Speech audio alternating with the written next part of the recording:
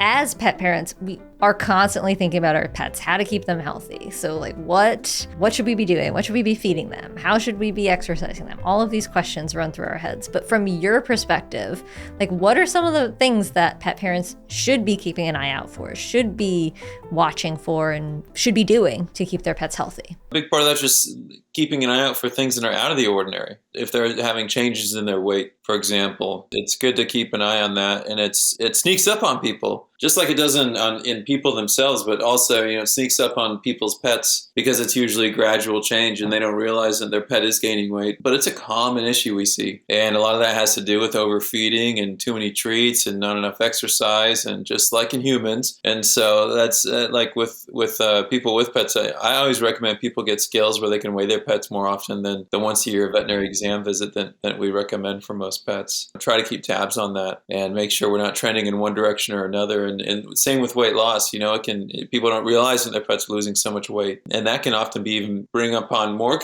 bigger concerns than with the weight gain, depending on the causes of the weight loss. My dog Ozzy was losing weight, and we were just like we took him for his annual, and he had lost like 3 pounds, and he only weighs like 18 pounds, so 3 pounds is a lot of weight for my dog. Right. So we're like, geez, what's going on? So like switching up his diet, getting him to eat more. It's been a whole process. So yeah, I feel that for sure. Yeah, looking for those subtle changes, that's a place to start. And a good diet is going to be different for every pet.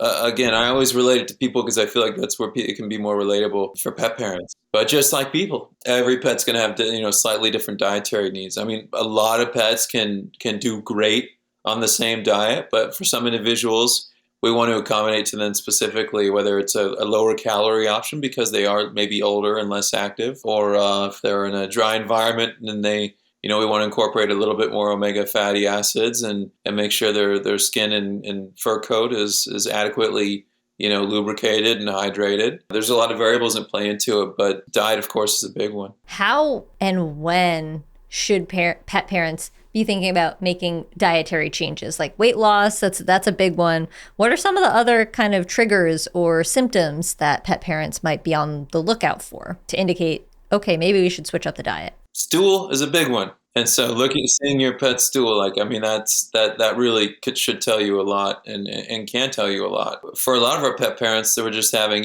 like a chronic soft stool, or if it is just full on diarrhea, those are things to look for too. If your pet's just struggling when they're going to the bathroom, that could be a sign of also hydration. That's definitely something to keep in mind. And that's something we want to be within kind of a normal range of texture and consistency and visual appearance and everything. And when we start veering outside of that, it might be a sign that, hey, maybe we should try different food. Even if your dog's eating it okay and appears to enjoy it, their GI tract might not be the biggest fan of it. And there might be reasons that it's not, a good diet for them.